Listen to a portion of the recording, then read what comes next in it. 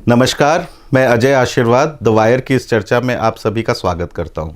अभी हाल ही में मोदी सरकार ने चौधरी चरण सिंह को भारत रत्न का सम्मान दिया। चौधरी चरण सिंह न सिर्फ भारत के भूतपूर्व प्रधानमंत्री रहे, मगर भारत में किसान राजनीति को प्रमुखता से आगे बढ़ाने में जिनका सबसे बड़ा हाथ है वो चौधरी चरण सिंह का है। बल्कि किसान राजनीति को एकदम मेन स्ट्रीम राजनीति में लाने का अगर श्रेय किसी को जाता है तो वो चौधरी चरण सिंह को ही दिया जाता है ज़्यादातर। और उसी की वजह से चौधरी चरण सिंह के बेटे अजीत सिंह और उनके पोते जयंत चौधरी वो आज तक राष्ट्रीय लोकदल की अगुवाई कर रहे हैं। चौधरी चरण सिंह पश्चिमी उत्तर प्रदेश से आते हैं, जिनको भारत का सबसे बड़ा गन्ना बेल्ट भी कहा जाता है, और वहाँ से ही उन्होंने अपनी राजनीतिक जीवन आरंभ किया और उसके आगे वो किसानों के मुद्दों को लगातार राष्ट्रीय पटल पे रखते आए हैं। लेकिन आज ऐसी एक स्थिति आ गई है कि जहाँ पर चरण सिंह का को सम्मान दिया जाना उसको भी राजनीतिक तरीके से देखा जा रहा है। एक तरफ ये देखा जा रहा है कि जहाँ मोदी सरकार का ये जो दूसरा टर्म था वहाँ पर लगातार उनको किसान आंदोलनों का सामना करना पड़ा, और ऐसा आंदोलन 1 साल का जो आंदोलन चला किसान आंदोलन, और उसके बाद जो वो कानून वापस लिए गए, उसमें पश्चिमी उत्तर प्रदेश के किसानों का बहुत बड़ा हाथ है। और पश्चिमी उत्तर प्रदेश वो ऐसी जगह थी जिसको पहले भाजपा का गढ़ माना जाता था। अगर उत्तर प्रदेश को 3 भागों में देखा जाए, पश्चिमी उत्तर प्रदेश, मध्य उत्तर प्रदेश और पूर्वांचल, तो वहाँ पर अगर देखा जाए तो भाजपा का जो सबसे बड़ा गढ़ माना जाता है वो पश्चिमी उत्तर प्रदेश माना जाता है। और ऐसे में जब किसान आंदोलन का सामना मोदी सरकार को करना पड़ रहा है तो चरण सिंह जी का जो भारत रत्न है वो बहुत सारे राजनीतिक विशेषज्ञ ये समझ रहे हैं कि चुनाव 2024 के जो लोकसभा चुनाव है उससे पहले किसानों को अपनी तरफ करने का ये भाजपा का और नरेंद्र मोदी जी का एक दाव है। जैसे कि हमने देखा कि जयंत चौधरी चरण सिंह के भारत रत्न की जब घोषणा हुई तो उन्होंने आकर ये स्टेटमेंट दिया कि मोदी जी ने दिल जीत लिया और अब किस मुंह से हम उनकी निंदा करें। तो पूरी तरीके से उनका रास्ता साफ हो रहा है, और एक तरीके से वो अपने क्यों बीजेपी में जा रहे हैं उसके लिए मोदी जी ने जयंत चौधरी को एक रीज़न दे दिया, एक सफाई दे दी। अगर जयंत चौधरी बीजेपी के खेमे में जाते हैं तो जाहिर सी बात है कि पश्चिमी उत्तर प्रदेश में एक राजनीतिक कोलाहल की संभावनाएं जो हैं वो बहुत ज़्यादा गहरी हो जाएंगी। विपक्ष जहां पर समाजवादी पार्टी, कांग्रेस और राष्ट्रीय लोकदल एक साथ एकजुट होकर वहाँ लड़ना चाह रही थी, वो अब नहीं हो पाएगा। मगर उससे भी बड़ा जो इम्पैक्ट होगा वो होगा किसान राजनीति पे, जहाँ चरण सिंह जी की राजनीति में जहाँ जाट, मुसलमान और अन्य कई सारी जातियाँ किसानों के मुद्दे को आगे रख कर आगे राजनीति करते थे, वहाँ पर अचानक से पश्चिमी उत्तर प्रदेश में हिंदू और मुस्लिम की राजनीति होने लग गई, और उस हिंदू कंसोलिडेशन की वजह से बीजेपी लगातार जीतती रही, और मुसलमान जो वहाँ पे अच्छे खासे तादाद में हैं वो एक तरीके से राजनीतिक रूप से एक दरकिनार हो गए, एक अलग हो गए, और उनकी आवाज़ें जो हैं वो दब के रह गई थी। लेकिन मोदी सरकार के जो दूसरे टर्म में जो किसान आंदोलन हुए, और उसमें फिर से एक ऐसी संभावना पैदा हुई कि ये जो हिंदू और मुस्लिम फिर से एक हो जाएंगे और किसानों के मुद्दों को आगे रखकर एक साथ आगे बढ़ेंगे। पश्चिमी उत्तर प्रदेश में जो जाट समुदाय है जिससे चौधरी चरण सिंह खुद आते हैं, वो किसानों का सबसे बड़ा समाज है वहाँ पर, और जाटों की राजनीति का ये गढ़ माना जाता है। इसी सिलसिले में आज हमारे साथ सुधीर पंवार जी है। सुधीर पंवार जी लगातार पॉलिटिकल एनालिस्ट के रूप में हम पत्रकारों की मदद करते रहे हैं, और लखनऊ यूनिवर्सिटी में प्रोफेसर भी है। मगर 2017 में उन्होंने समाजवादी पार्टी ज्वाइन किया, और वहाँ उनकी 2017 में वो थाना भवन से विधायक का चुनाव भी लड़े। आज भी अगर आप सुधीर पवार जी से बात करें तो उनका जो वो राजनीतिक विशेषज्ञ वाली जो उनका एक्सपर्टीज़ है वो सामने आता है। वो सिर्फ नेता की तरह बात नहीं करते हैं, बल्कि समाज में क्या घटनाएं घट रही हैं, इस राजनीति को कैसे समझा जाए, उनका एक अच्छा खासा आंकलन होता है। तो इसी सिलसिले में आज हमारे स्टूडियो में सुधीर पवार जी खुद है और हम उनसे बात करेंगे इन सारे मुद्दों को लेकर। सुधीर जी, बहुत बहुत स्वागत है आपका हमारे स्टूडियो में। तो धन्यवाद आपका बहुत बहुत, और मैं वायर के दर्शकों का भी धन्यवाद देना चाहता हूं जो हम लोगों से जुड़े हुए। बड़ी एक जयंत चौधरी जी के जाने का जो एक विश्लेषण है वो दो तरीके से किया जा रहा है। एक तो चौधरी चरण सिंह जी को भारत रत्न देना और जयंत जी का इंडिया गठबंधन को छोड़ना। ये दोनों घटनाएं अलग अलग हैं। चौधरी चरण सिंह जी एक राजनीति के ऐसे व्यक्तित्व हैं जिन्होंने किसानों को, कामगारों को एक नई पहचान दी राजनीतिक। यदि उनके कर्तृत्व का और उनके किसानों के जो उन्हें पहचान दी, यदि हम उसे, और भारतीय जो राजनीति की आर्थिक विचारधारा है उसमें भी उनका महत्वपूर्ण योगदान है, तो यदि उन सबको देखा जाए तो अभी तक उन्हें एक भारत रत्न ना देना एक राजनीतिक रूप से भेदभाव का परिचायक था। लेकिन अब भारत रत्न दे के उन्हें सरकार ने अपनी गलती सुधार लिया। हम लोगों ने उनके प्रति कृतज्ञता का भाव किया देश ने, तो उसके लिए तो सभी जो किसान भाई हैं और जो कामगार हैं जो उस राजनीति को उस तरीके से देखते हैं उन सबको बधाई। लेकिन जहाँ तक जयंत चौधरी के जो इंडिया गठबंधन को छोड़ने की बात है और भारतीय जनता पार्टी की तरफ झुकाव की बात है, तो लगता है कि वो बहुत कुछ हद तक उनका व्यक्तिगत फैसला है, और व्यक्तिगत फैसले के कारण भी होते हैं, जो परिवर्तन होते हैं उसके कारण है। और यदि हम पूरे देश में देखें तो भारतीय जनता पार्टी इसी तरीके की राजनीति कर रही, जो नीतीश कुमार से लगाकर महाराष्ट्र, और आज अशोक जी जो महाराष्ट्र के गवर्नर है कांग्रेस छोड़ का है, तो वो इस तरीके की राजनीति है कि जब आप मुद्दे न सुलझा पाओ तो आदमियों को सुलझा लो, राजनीतिक व्यक्तित्व को सुलझा लो। तो जयंत चौधरी का इधर जाना वो बहुत हद तक भारतीय जनता पार्टी की उस राजनीति का परिणाम है या उस राजनीति की कोशिश है। जब आप मुद्दे ना सुलझा पाए तो आप राजनीतिक समझौते कर लीजिए जिससे उनके साथ उनका जुटा वोट बैंक वापस आ जाए। लेकिन पश्चिम उत्तर प्रदेश हमेशा से राजनीतिक सजग रहा है। वहाँ आदमी व्यक्तित्व का फर्क पड़ता है, लेकिन इतना फर्क नहीं पड़ता कि वो मुद्दों को छोटा कर दे। मुद्दे हमेशा किसी भी व्यक्तित्व से बड़े होते हैं और अभी भी वो मुद्दे बाकी हैं और उन मुद्दों पे संघर्ष होगा। जो भी राजनीतिक पार्टी उनके साथ खड़ी होगी उन संघर्ष के साथ में, किसान और जाट की एक डुअल आइडेंटिटी है। हम कहते हैं कि जाट किसान के तरीके से भी व्यवहार करता है और जाट अपनी जाति के जो उसका गौरव है उसके तरीके से भी व्यवहार करता है, दोनों उसके साथ हैं।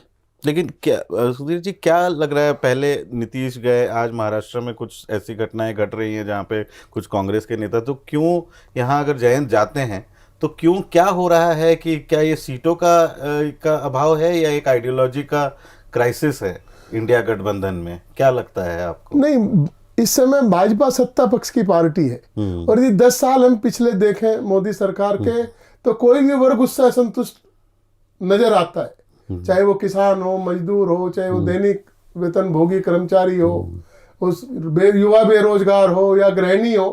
उनके लिए सरकार ने कुछ नहीं किया सिवाय प्रचार के।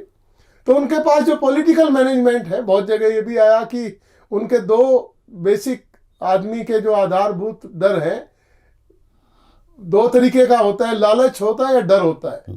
तो भारतीय जनता पार्टी किस व्यक्ति पे, किस राजनीतिक दल पे कौन सा फार्मूला इस्तेमाल करती है, ये तो वही जाने। क्योंकि ये नहीं होता कि सब लोगों को ने नीतीश कुमार का व्यवहार भी देखा, उन्होंने आज विधानसभा में भी कोई ठोस कारण नहीं बता पाए।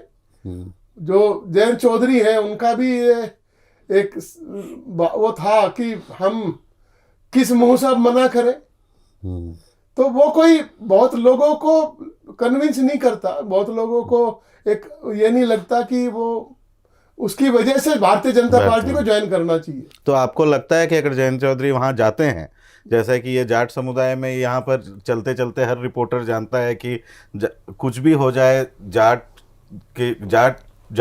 जो है वो चरण सिंह के परिवार को छोड़ नहीं सकता। हालांकि वो हार रहे हैं, उनके परिवार के कैंडिडेट्स पिछले कुछ चुनाव से, मगर वो जाटों की वजह से कम और बाकी समुदायों की वजह से ज़्यादा हार रहे हैं। लेकिन उनको लगता है कि जाट अभी भी जयंत चौधरी के साथ खड़ा होगा अगर वो जाट समुदाय का मुद्दा अगर बदल रहे हैं। नहीं, लेकिन यदि हम चौधरी चरण सिंह जी की लीगेसी को जयंत चौधरी का माने, इस समय उनकी लीगेसी को निरंतरता माने, तो चौधरी चरण सिंह जी हमेशा कहा करते थे कि आरएसएस और बीजेपी वो एक व्यापारी वर्ग की पार्टी है और वो कभी किसान का भला नहीं कर सकती जी। तो यदि चौधरी चरण सिंह जी की राजनीति को माने तो भारतीय जनता पार्टी अपने आप ही खारिज हो जाती है, जाट के बीच में भी और किसान के बीच में भी, क्योंकि जाट की आइडेंटिटी किसान की ज़्यादा है। जो गांव में रह रहे हैं वो किसान ज़्यादा है, अभी भी खेती उनका जो मुख्य व्यवसाय खेती है। सारे संकट के बावजूद भी अभी उन्होंने खेती नहीं छोड़ा। तो हम ये मान सकते हैं कि जाट की आइडेंटिटी, यदि वो चौधरी जयंत सिंह से इसलिए जुड़े थे, और यदि आप देखें कि वो 2018 में इधर जो समाजवादी पार्टी के साथ जो उनका गठबंधन था, वो भी शायद इसी वजह से था कि वो अपने आप को चाहते थे कि जो ये चौधरी चरण सिंह की जो एक लीगेसी है, जो राजनीति है, उसे आके संभालें और उसमें जो किसान तबका है, मजदूर तबका है, जो माइनॉरिटी है, अल्पसंख्यक है, जो चौधरी साहब की राजनीति की धुरी थे, जाट और मुस्लिम का गठजोड़, उसे आके फिर दोबारा से रिवाइव करें। और वो अच्छे तरीके से हो भी गया था। जो आप जिक्र कर रहे थे वेस्टर्न यूपी का, मुजफ्फरनगर से भारतीय जनता पार्टी के प्रोजेक्ट की शुरुआत हुई थी, जो सांप्रदायिक ध्रुवीकरण है, और समाजवादी पार्टी और राष्ट्रीय लोकदल का जो गठबंधन था 2022 का, वो कहीं भी हम उसे दोनों कैटेगरी में रख सकते हैं, सफल भी है असफल भी। लेकिन यदि हम सामाजिक दृष्टिकोण से देखें तो भारतीय जनता पार्टी मुजफ्फरनगर की 9 सीट्स हैं विधानसभा की, उसमें से 8 पे जो विपक्ष था उसने जीत दर्ज की थी। तो वो पिछली बार इस गठबंधन ने जो वेस्टर्न यूपी का जो धार्मिक ध्रुवीकरण था उसके सामने ये गठबंधन खड़ा हुआ। उसने ये कोशिश किया और वो सफल भी रहा कि यहाँ पे भारतीय जनता पार्टी हिंदू मुस्लिम का जो सवाल है वो ना खड़ा कर पाए। वहाँ पे जाट की या किसान की एक ये खूबी रही इस गठबंधन की।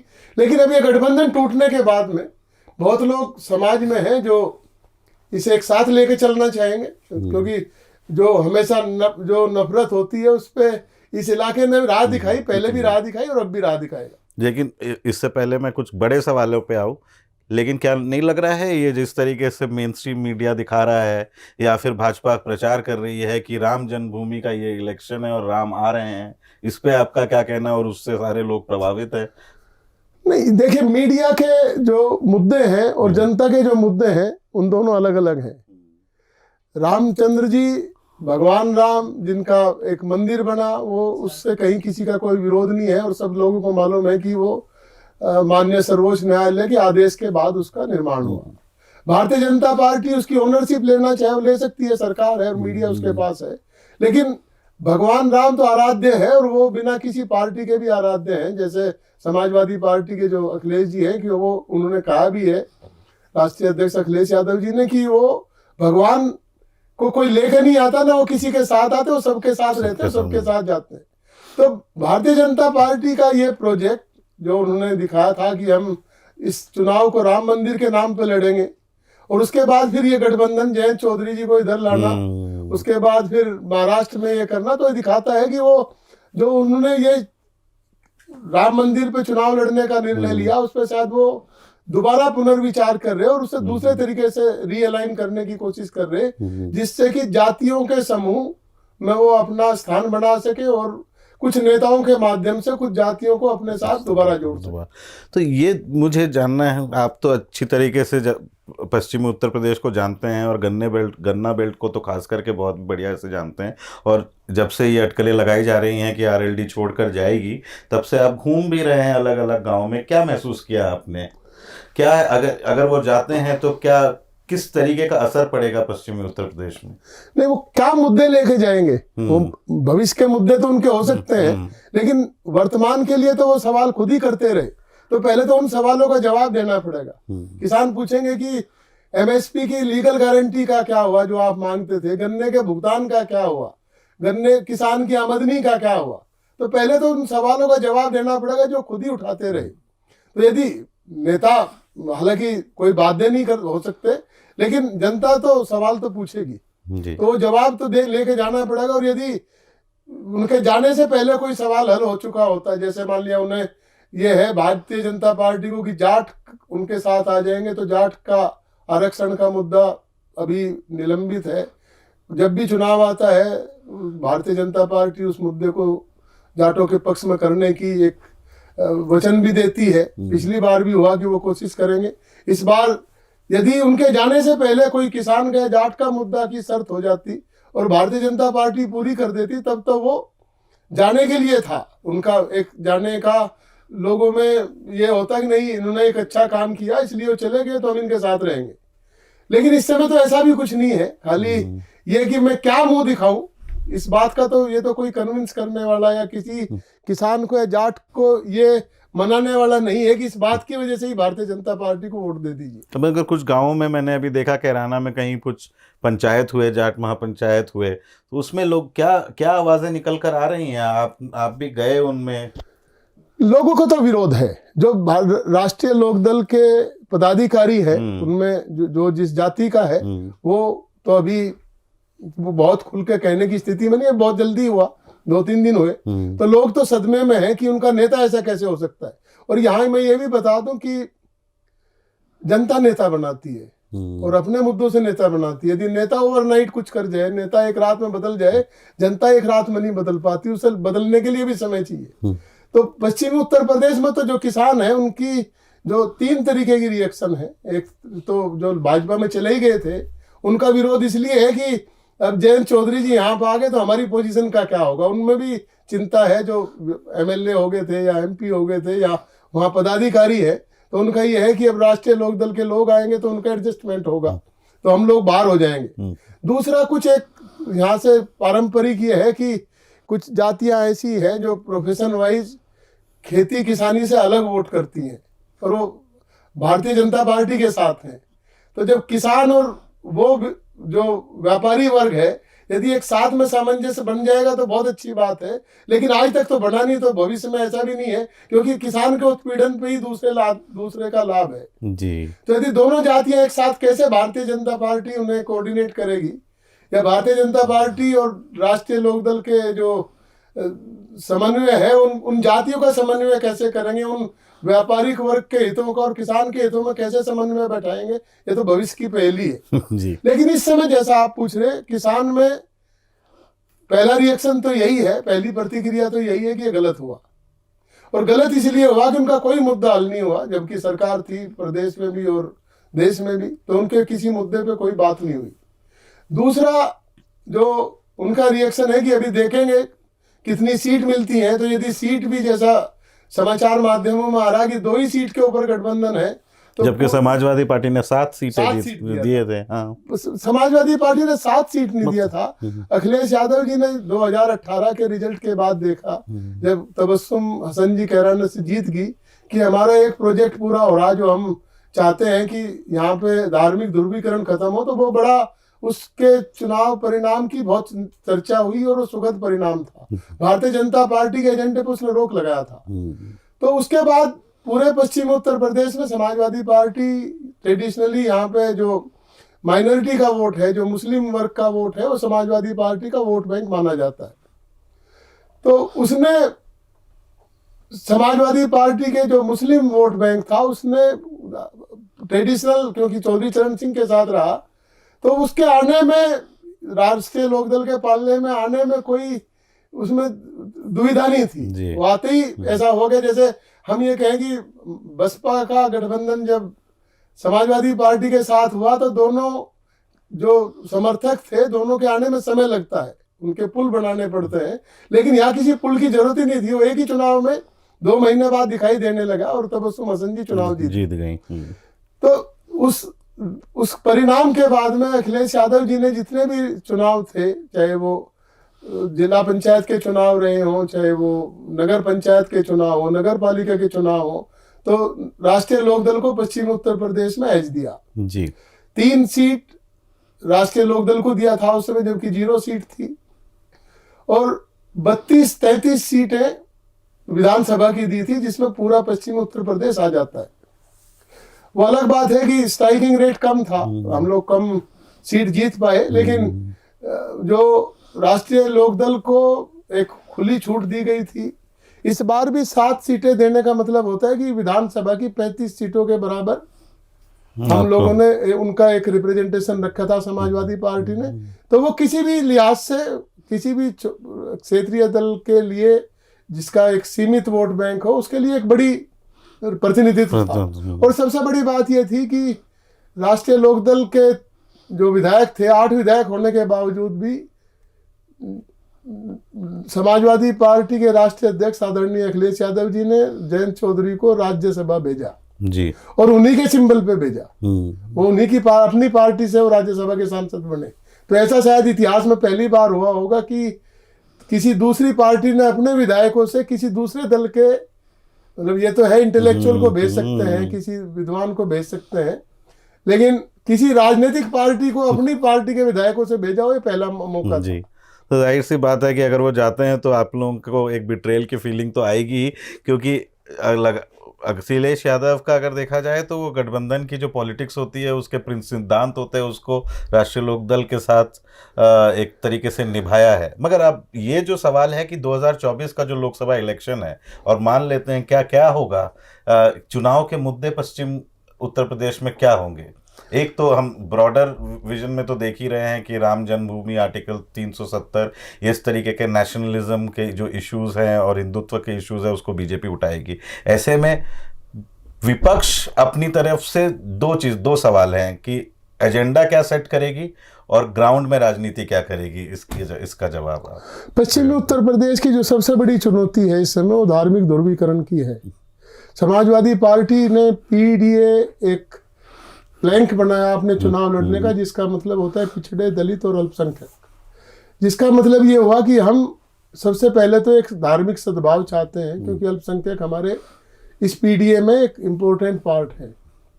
दूसरा जो होगा, हम चाहेंगे, समाजवादी पार्टी ने पहले से मुद्दा बनाते रहे, हम लोग जो किसान हैं और जो बेरोजगार नौजवान हैं, जो पढ़ाई लिखाई की जो स्थिति खराब हुई, जो मूलभूत मुद्दे हैं, स्वास्थ्य है, शिक्षा है, रोजगार है, वो मुद्दों पे चुनाव हो, हम ये चाहेंगे। लेकिन भारतीय जनता पार्टी का तो एक ही मुद्दा है, तो उसके तो हमें जैसे क्वेश्चन पेपर है वो मालूम चल गया, और उसके बाद ही ये भी हुआ कि वो दूसरे दल के विधायकों को अपनी तरफ मिलाएगी या नेता को मिलाएगी, और हाइपोथेटिकल जो काल्पनिक मुद्दे हैं उन पे चुनाव कराना चाहती है। क्योंकि 10 साल और 7 साल, अभी भी देख लीजिए, छोटा सा मुद्दा है कि जो किसान का पश्चिमी उत्तर प्रदेश गन्ना बेल्ट कहा जाता है, सबसे कम भाव बढ़ाने का रिकॉर्ड यदि किसी के पास है तो भारतीय जनता पार्टी है। अभी भी उत्तर प्रदेश का किसान पंजाब और हरियाणा के किसान से कम गन्ने का मूल्य पा रहा। बजट में कोई उसके लिए कुछ नहीं किया गया। यदि हम देखें तो बजट में नरेगा की राशि बढ़ाएगी और एग्रीकल्चर की राशि ऐसी की ऐसी है, जो कृषि बजट है वो उतना ही है। एनएसएसओ का डाटा कहता है कि किसान बहुत तेजी से मजदूर बन रहा, मतलब उसके जो आमदनी का हिस्सा है वो मजदूरी से लगातार बढ़ता जा रहा। तो किसान की कृषि की आमदनी कम हो रही, मजदूरी की आमदनी बढ़ रही, तो किसान को मजदूर बनने पे मजबूर किया जा रहा। और ये पता है जो किसान वर्ग है, जाट कह लीजिए, क्योंकि दोनों वर्ड उत्तर प्रदेश, पश्चिमी उत्तर प्रदेश में इंटरचेंज करते हैं, जो पॉलिटिकल वोकेबलरी है उसमें, तो उसे ये मालूम है कि तीसरी बार मोदी जी आ गए तो उसे अपने खेत में मजदूरी करनी पड़ेगी। तो किसान तो उनके साथ नहीं जाने वाला। और कुछ जो हमारी पॉलिटिकल पार्टी जो साथ मिलकर चुनाव लड़ेंगी, वो उनके मुद्दों के साथ उनके बीच में रहेंगी, और उनके जो लड़ाई है, उनका संघर्ष है, उसमें साथ रहेंगे। तो इसी पे हम अपनी बात खत्म करते हैं जी। आने वाले दिनों में देखना होगा कि विपक्ष इस चैलेंज को किस तरीके से स्वीकार करती है और ग्राउंड में किन मुद्दों पर उतर के भाजपा के सामने एक चैलेंज पेश करेगी। नमस्कार। बहुत बहुत शुक्रिया। धन्यवाद। द वायर के और वीडियोस देखने के लिए सब्सक्राइब करें और बेल आइकन पर क्लिक करें। स्वतंत्र पत्रकारिता की आर्थिक मदद करने के लिए डिस्क्रिप्शन में दिए गए लिंक पर जाएं और अपनी राशि चुनें।